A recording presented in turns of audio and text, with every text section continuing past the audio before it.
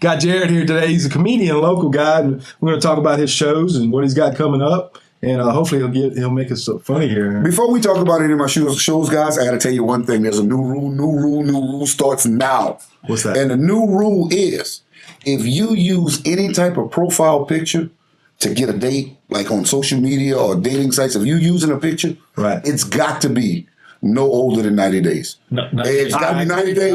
90 days can't be no older. No 10 years ago. You know, and I understand, ladies, you know, this is not picking on any one type. No, so men like too. a big, small, it doesn't matter. Right. 90 days. 90 days. Now, you can fix your hair and wear makeup because that travels. But you can't bring a Facebook filter to the bar. You can't. So you can't use them. Can't use them. So we got to follow that. This is going to be the Truth in Photography Act of 2019. Right. That's what we got to do. I say we cut it back to 2 weeks. I'm just saying. No, man. I gained about 20 pounds in the last 90 days. Let me go 90. Let me go 90. Right. If you like me, you like to eat food. Of course, we're out from Louisiana, and we'll talk about food here, too. So we'll definitely talk about it. How'd you get your start? Actually, my start in comedy is kind of strange for most comedians. I've always saw humor in everything. You can laugh even on your worst day. And my grandfather, when my grandfather passed away, was the worst day of my life. It was horrible. And we was all sitting around after the funeral. And my uncle walked in and he made a joke that my grandfather would normally say. Sure. Yeah. And it was the funniest thing I ever heard. And I realized I can laugh today, I can laugh any day. Yeah. So I've come to realize that laughter is the absolute foundation of happiness. Yeah. So if you make somebody laugh, you got to be happy. That's right. You know, and I used to be a bouncer in a nightclub. And this is not you. No. A guy like you. Too small for that. But no, I was a bouncer in a nightclub. And we had a comedian that would come in on a regular basis. And we'd clown around just like we're doing now. And he said, you know, try this. And I'm like, all right, I tried. And I liked it. Sure. So he's like, come again next week. Next week, I freaking bombed. Like I was horrible. Yeah. And he said, one more time. You got to try one more time. So I did it the third time, and it was funny. And I just realized I was in love with it. So that's it. Oh, what do they say? Laughter the best medicine? That's it. Absolutely. Yeah. Absolutely. Awesome, man. It is. That is good. How long you been doing this, Jerry? I kind of have a weird career. I started when I was 19. Yeah. Did it for about 9 years, and then stopped. You know, got married, had kids, had to do the family thing, and I stopped for a long time. And then a few years ago, the company I was working for sold, and they severed me out. And I've always wanted to go back to it, always wanted to do it. And I told my wife, look, we got this opportunity. I want to try again. And she was like, absolutely, go for it. So the deal was I was going to try until the check ran out and go back to work. Yeah. Check ran out a long time ago. but I'm still trying, and I'm seeing some progress. And I mean, it's where I'm happy. Yeah. You know what I mean? And I've made some changes to the show that it's more family friendly. And I think more than anything else, my kids get a kick out of going to school and, you know, that question, well, what'd your dad do? Yeah. You know, they can't wait to say, oh, my dad's a comedian. They're like, no way. So then they can whip out, you know, their phone and look, that's him. Yeah. You know, they don't think nothing I do is funny, but I can still claim me, you know. Yeah. So that's what got me into it. Yeah, that's awesome, man. Well, what influenced you to start, besides, you know, wanting to be young? I mean, any... I think my influence is I'm going to take it the route of who inspires me. Even though I am not a R-rated comedian, I don't curse, I'm PG-13. Richard Pryor is probably one of my strongest influences just because he had the audacity and the actual guts to say the things he said. Yeah. I like Richard Pryor a lot. George Carlin, just because he can make you feel stupid and you still think he's funny. Yeah. And he's insulting you the whole time. Yeah. You know what I mean? But you're still good with it. Yeah. Robin Williams was also very strong to me. Genius. And So all those guys, really. Honestly, that whole group of guys, and I used to listen and love to hear the stories that they could never get a good camera shot on Robin Williams because every time he did a live performance, it was different. And he just lost his mind and was all over the place. So they could never get a good shot on him because his camera people who saw him last night was laughing too. Yeah. You know what I mean? So I think that's just so strong. Red Fox is amazing. Yeah, absolutely. Well, I have a story about LaWanda Page. Come on, go ahead. Yeah. Red Fox ain't asking. When I was 19, I got the opportunity to open for LaWanda Page. Yeah. Which was absolutely incredible live stage show. And after the show, and I'm going to have to change some language and not say the right word. Yeah. She comes up to me and she said, right before she's about to go on, she said, baby, you can take a joke. I'm like, yeah. She said, you sure you can take a joke? I'm like, yes, ma'am. She said, okay. And she walks out, and I had just come off stage. I opened for, I was right before. She walks out and she says, little boy that was here before me. Y'all thought he was funny? Oh, people clapped. Yeah, right, great. Y'all thought he was funny? So they clapped again. Y'all thought he was cute? Yeah, he might be cute. And she said the F word. I'm not going to say it. Yeah. She said, but he can't screw. And the whole first 20 minutes of her show was how bad I was in bed. You know what I mean? I started to doubt myself. It was so bad. You know, I couldn't get a date off of that tour to save my life, I promise you. And it was awesome. It was so incredible because it was so genuine. She had me believing. You know, did I do that? Yeah. You know what I mean? Because it was strong. It was awesome. Did I forget something after that night? I didn't drink that much. She used it as a butt of the joke. Oh, yeah. At least the first 20 minutes. You threw yourself under that. Next time anybody asks me if I can take a joke, absolutely not. No. Welcome to my world. I got 3 brothers, because you can imagine. So tell us a little about your history, Jerrod, where you grew up. Grew up in Grand Marais, Louisiana. And I still live there. Matter of fact, I moved out of my parents' house into my parents' old house, and I live 2 doors down from my parents. I've always been very connected to the family. I grew up in Grand Marais. I've got to travel. This has led me a lot of places, but I have no desire to live anywhere else. This is where I live. If I have to go to Southern California to do 6 months of shows, I'll go for 6 months, but I'm coming home. I grew up here and I love here. I love the people. I love the way we interact with each other. The little town I'm in, once you turn about 16, you're an adult. So everybody, I can have this conversation with somebody 21 or 80. You know what I mean? It's a real cool experience, and I just love that. And it's a place where everybody has a nickname. Yeah. You know what I mean? It's just across, I know somebody called Zidal. I know a lady called Nigai, and her son is Zigaboo. And you have to tell them that. That's what you call them. That is their name. It's no disrespect. It's their name. You know what I mean? And it's so fun. My dad had 4 nicknames. He was Pod, Polycon, Plug, and Makeda. And I don't know what any of them mean. But that was just the way it is. We got people like that at home. My mom and dad talks about this guy. They called him Pooh Salah, but he got the name because they had a car broke down and they was trying to push it to start it. And he's in the driver's seat and pushes in the back. Pooh Salah, Pooh Salah, Pooh Salah. well, we got a badum because he fell out the bed when he was a kid and it made the boom sound. We got a badum. We got a few interesting ones. We got a cackle because he laughs. We got a kachu because he sneezes a lot. And look, if any of y'all watching this, don't call me. Y'all know that's your name. Don't get mad at me. 3 under the bus. Yeah, don't get upset. Well, I'll tell you what, y'all hang out like a hair and a biscuit. We're going to be back with Jerrod in a minute. Thank you.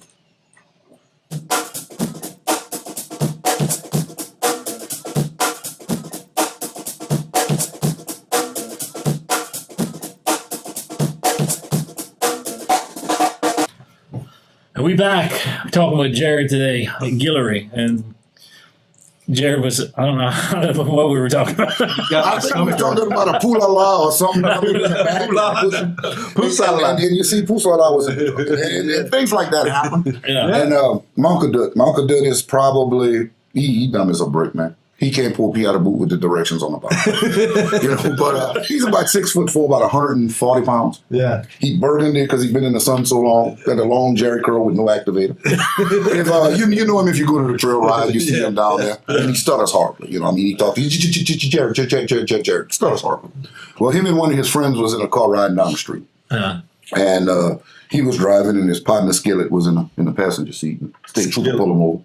And the state trooper runs up to the window, pushed the window down, and slapped straight across the forehead with a billy club. Ran around the car, slapped Skillet 2 times. Wow. Skillet said, why you did that to me? He said, I know how you boys from Louisiana are. You're going to go 3 miles down the road, you're going to look at the driver and say, I wish you'd have hit me like that. Hit me like that. So he did. You know what I mean? Simple as that. Yeah, no doubt. Having grown up. Having grown up in Louisiana, Jerrod, what's your favorite dish? My mom's crawfish etouffee. And man, y'all not gonna send her a copy of this. Because man, my entire life, my mom's crawfish etouffee was like incredible. My mama said she was cooking crawfish etouffee, had to have it. It was incredible. I found out how she made it, man. 2 ingredients. It takes like 10 minutes. But I'm done with that because I mean she'll never cook it again. And my mama believed in physical discipline growing up, and I do talk about it in my show. And I gotta deal with I will never lie. If I tell the truth, she can't get mad at me.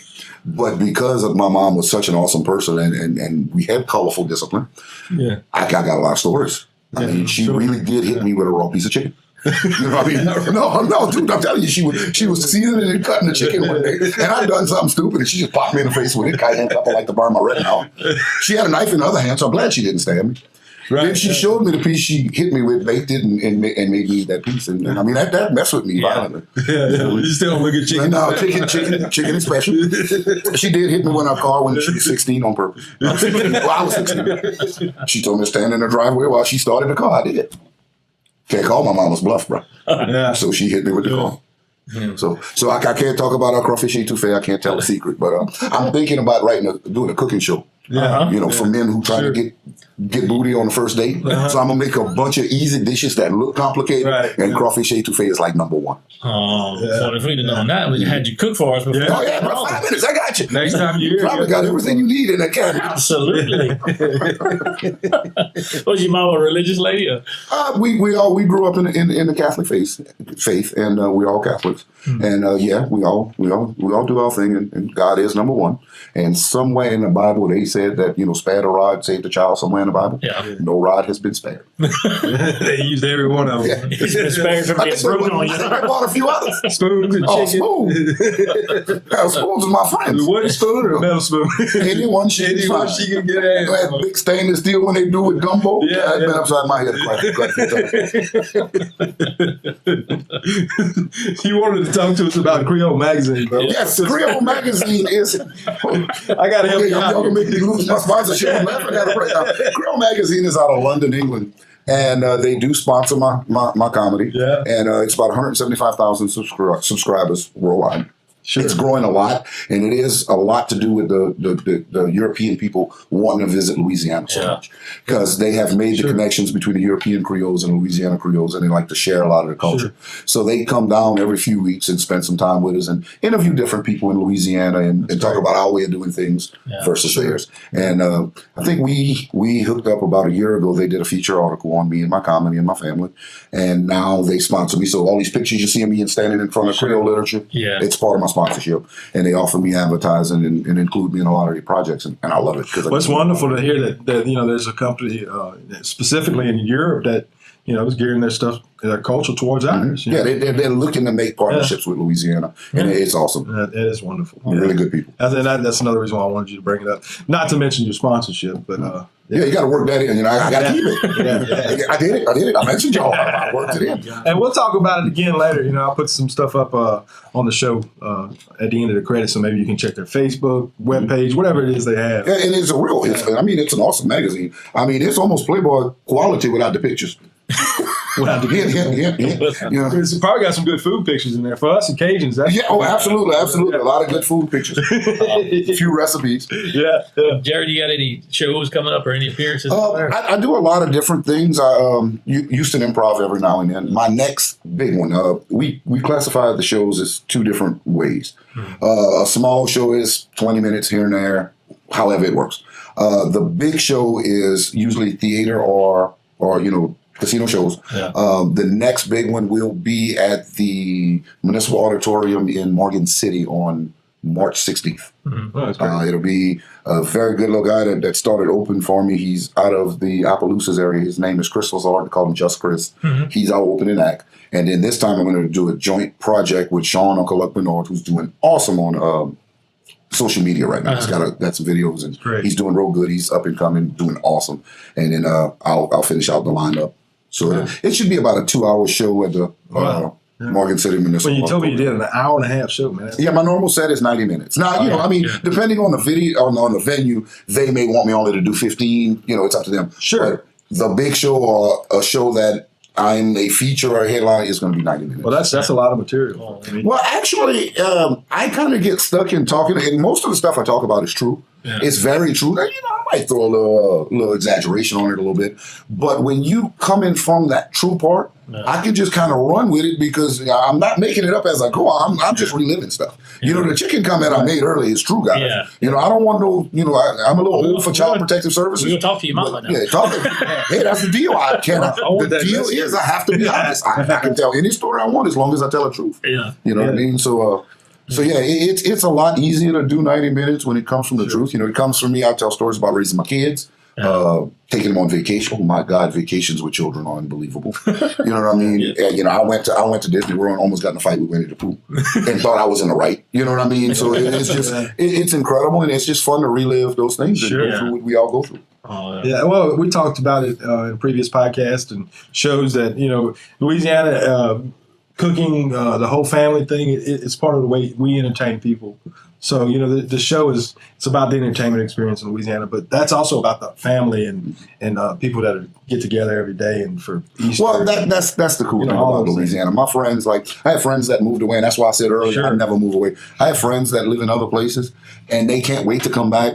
And the people, when they live there, like I got a particular friend, Kevin. He's in Los Angeles now. His wife is the actress Denise Booty from Horace. So they're in Los Angeles now. And he talks about how he almost have to establish himself when he gets somewhere because everybody think he's nuts. Yeah. You know, and he's like, why are you doing this? That's just what we do.